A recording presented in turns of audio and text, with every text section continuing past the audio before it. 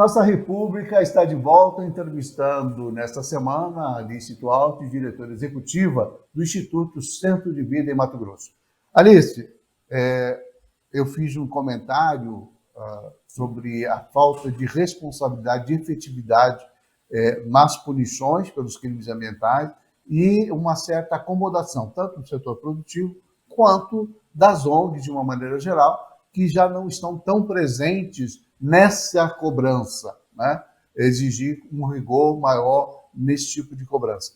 O que está acontecendo? Acho que o diagnóstico que você coloca, ele é muito verdadeiro. Assim, a impunidade está prevalecendo. A gente tem hoje os melhores sistemas de informação sobre o desmatamento. A gente sabe aonde ele acontece, quase em tempo real. A gente tem o CPF, a gente tem o CNPJ, a gente tem o telefone. A gente sabe que o desmatamento ilegal ele acontece em mais de 60% dentro do CAR, ou seja, temos todas as informações. Que é alguma coisa absolutamente inaceitável, né? Quer dizer, você Exatamente. tem um cadastro rural ambiental feito, pronto, e você verifica o crime acontecendo justamente por quem está plenamente identificado. É muito estranho, não é? É muito escandaloso, não? É muito... Enfim, mas o que eu ia falar sobre isso além de acontecer, de termos todos esses dados, a gente também sabe que representa... A gente sabe o número de propriedade que isso representa. A gente está falando, por exemplo, no último dado de desmatamento do ano passado, 2020, né? De 2.741 imóveis. Ou seja, isso representa, a princípio, um esforço de fiscalização factível. Se você olhar a soja, você vai ver que se trata de menos de 200 imóveis que vão concentrar metade de todo o desmatamento ilegal no período de 2008 a 2019. Ou seja, existe um certo... existe uma falta de compromisso do lado do setor privado e existe uma falta de eficácia por parte do governo do estado de Mato Grosso, mas, sobretudo, existiu também, nos últimos 3 anos, uma ausência do governo federal. Então, a gente está vendo um desmatamento que continua, porque o Comando Controle, apesar de ter aumentado bastante, ele não é suficiente porque o setor privado não dá as garantias que precisam ser dadas em termos de transparência e de assumir essas questões. Sobre a falta de reação das ONGs, por parte do ICV, a gente sempre fala de desmatamento e a gente sempre colocou os dados e sempre a gente não se furta a falar. Acho que a gente apostou, como muitas organizações, no desenho de uma abordagem jurisdicional, então o fortalecimento do Estado, que é uma abordagem que eu acho que nunca vai entregar sozinho o desmatamento zero. Essa abordagem precisa ter uma complementação, uma ação por parte do setor privado. Essa ação por parte do setor privado, ela só vai acontecer se o Estado, se as forças, como o Ministério Público, como a Secretaria Estadual de Meio Ambiente, levam esse setor privado a se comprometer. Isso a gente não viu acontecer. Então, o que a gente defende hoje, visto as falhas, por exemplo, de arranjos como a moratória da soja, é que a gente precisa ter acordos de cadeia em Mato Grosso. A gente tem todos os dados, a gente tem todos os instrumentos, mas a gente precisa ter alguma coisa que force o setor privado a limpar das suas cadeias os desmatadores e os criminais ambientais. Porque quando você revela os números do desmatamento e que chega à conclusão que cerca de 200 propriedades vêm reiteradamente desmatando ao longo dos últimos 10 anos, vamos dizer assim, para plantar soja, para produzir soja. E essa soja, com certeza, não vai para uma vala, ela não desaparece, ela vai ser comercializada. Está sendo efetivamente... Se não fosse um negócio rentável, com certeza não lucrativo. haveria lucrativo, com certeza não haveria desmatamento, esse desmatamento. Então, assim, será que o Ministério Público Federal estadual, enfim, o Ministério Público está agindo com mais eficiência? Também não há uma falha nesse sentido? Será que o Judiciário é condescendente com esse tipo de crime que é cometido contra o meio ambiente em Mato Grosso? Enfim, eu citei anteriormente o governo e as ONGs e o próprio setor produtivo, mas existem outros setores que também poderiam mostrar maior interesse, não, Alice? Não, eu acho que a conscientização que a gente estava falando em algum momento anterior, de que existe uma crise climática e que a gente precisa fazer as coisas diferentes, ela existe. Agora, a repercussão, a consequência disso no dia a dia, nas ações do dia a dia, ela se perde. E isso faz que as ações de cada ator não conseguem. A gente chega num quebra-cabeça que não fecha, né? Eu queria dizer, assim, também, colocar um pouco nesse quebra-cabeça, que tem um elemento também de o que é ter uma agenda antiambiental em nível federal. A gente ter uma agenda antiambiental e uma desconstrução, por exemplo, da legislação ambiental em nível federal, você coloca uma possibilidade de ações que hoje são ilegais se tornar, por diversas formas, legais num outro momento.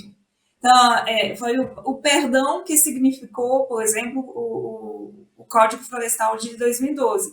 Então, você tem uma aposta generalizada por esses 200 imóveis rurais, por exemplo, da soja, ou esses 2.741 imóveis que desmataram ano passado, em que isso vai, em algum momento, ser resolvido ou por deputados ruralistas no Congresso, ou pelo próprio governo executivo federal hoje. Então, você tem uma aposta muito refletida nessa impunidade, e isso vai contra todo um modelo de sustentabilidade, um modelo de política pública que está sendo construído, e algumas iniciativas de atores privados que ainda são pontuais, infelizmente.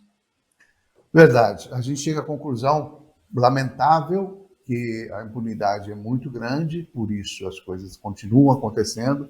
Essa cultura que você citou de perdoar situações, de legalizar situações absolutamente criminosas depois de um certo tempo, que é uma cultura brasileira péssima, é um exemplo horroroso, né? Os tais refis de impostos, os tais as moratórias que se fazem para não pagar, ou melhor dizendo, os perdões que se concedem para quem comete crime. Isso é uma coisa muito complicada e realmente estimula o desmatamento. Eu queria falar um pouquinho, a gente estava falando de moratória agora, sobre a moratória do Cerrado, sobre a questão da ocupação do Cerrado, que existe uma resistência muito grande, muito evidente também, do setor produtivo, de não querer mexer. E eu estou tocando nessa questão porque Mato Grosso hoje vende a ideia de que nós temos mais de 60% da nossa área territorial preservada e que nos outros 38% estão concentradas estradas, cidades, áreas de produção, etc., etc. O que é um dado bastante positivo, se a gente for encarar desse jeito. Mas se a gente observar que o desmatamento continua acontecendo, as queimadas continuam acontecendo, isso daqui a pouco vai mudar. Esse percentual de ocupação e de preservação vai acabar mudando, retirando o último discurso que o Estado tem na sua defesa, sob o ponto de vista frente ao mercado internacional. Né?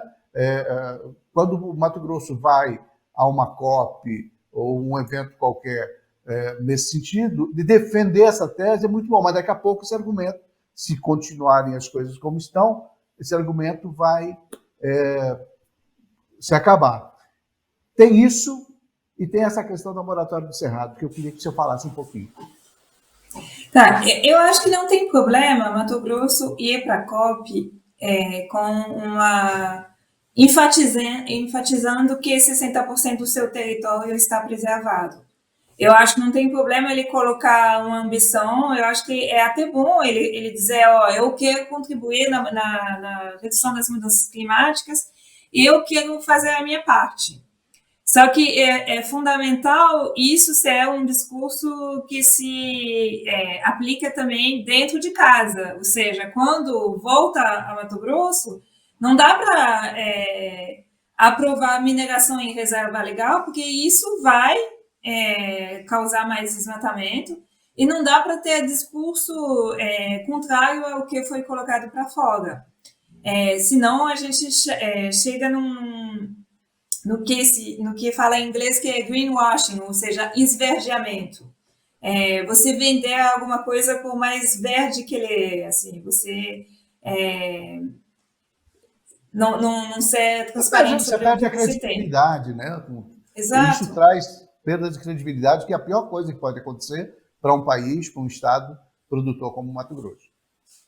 Até porque na agenda que a gente vê hoje com o governo federal que traz essa descredibilidade ambiental, o Mato Grosso pode se destacar e mostrar que ele é diferente. Só que assim, não é só falar que é diferente. Precisa trabalhar essa questão do desmatamento. Eu acho que, como já falei, assim, foram feitas várias coisas pelo governo que foram muito interessantes, mas não foi suficiente. Mas precisa também trabalhar com os 43 povos indígenas, não passar nenhum projeto na Assembleia Legislativa que vai diminuir os territórios indígenas, não precisa trabalhar, por exemplo, a questão da segurança alimentar das populações tradicionais, que hoje é uma questão muito forte, e precisa fazer outra coisa que simplesmente fortalecer um modelo de agronegócio que tem, sim, problemas de conservação com o meio ambiente. Se a gente não vê acontecer a transformação desse modelo agronegócio e uma política pública de verdade, de apoio aos pequenos, às populações tradicionais e de conservação, então eu vou concluir que talvez o que foi falado lá não é tão verdade. Então é fundamental acho que a gente está um pouco no momento de, se não virar a chave agora, vai ser difícil sustentar esse discurso. E virar a chave quer dizer fazer acontecer. Quer dizer não só captar, mas dobrar a meta e mostrar que realmente vai se transformar o agronegócio. Porque até agora o Estado de Mato Grosso ele captou recursos para o monitoramento e controle do desmatamento, que ele investiu, fez acontecer, captou recurso para pequenos projetos para agricultura familiar e para populações indígenas, mas ele teve muita dificuldade de ter propostas de projeto de modificação do agronegócio. Por quê? Porque, nesse caso, teria que ter mais transparência, por exemplo, na guia de transporte animal, teria que mostrar, abrir a questão da ilegalidade do agronegócio. Então, essas questões mais complicadas, elas ainda não, que na verdade é o mais importante de serem abertas, essas questões ainda permanecem uma questão não trabalhada. Bom, infelizmente nosso tempo acabou, Alice. Eu queria agradecer muitíssimo a sua presença, a sua participação aqui no Nossa República, que é um programa que trata de temas como esse, importantes, relevantes para o nosso Estado. O nome Nossa República surge exatamente dessa grandiosidade toda que tem Mato Grosso, né, de 3 biomas, de ter uma produção gigantesca, de ter floresta, cerrado, enfim, as suas águas. É um estado que todos os números são superlativos, né? E que pode, como você disse lá no começo da entrevista, ser um grande exemplo, um grande modelo para o Brasil e para o mundo inteiro no que diz respeito à sustentabilidade. Eu quero conversar com você ainda este ano, vamos conversar de novo, se você topar, para a gente aprofundar um pouco mais essa discussão e falar da questão do cerrado, que a gente acabou não falando, que é estabelecer limites na exploração do cerrado também, porque o fato de o cerrado ter uma vegetação diferente não significa que não deva ser preservado, né?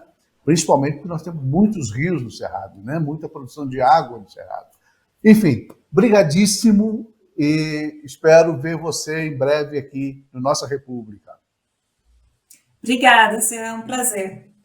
Nós vamos ficando por aqui. Até a próxima semana. Um grande abraço a todos.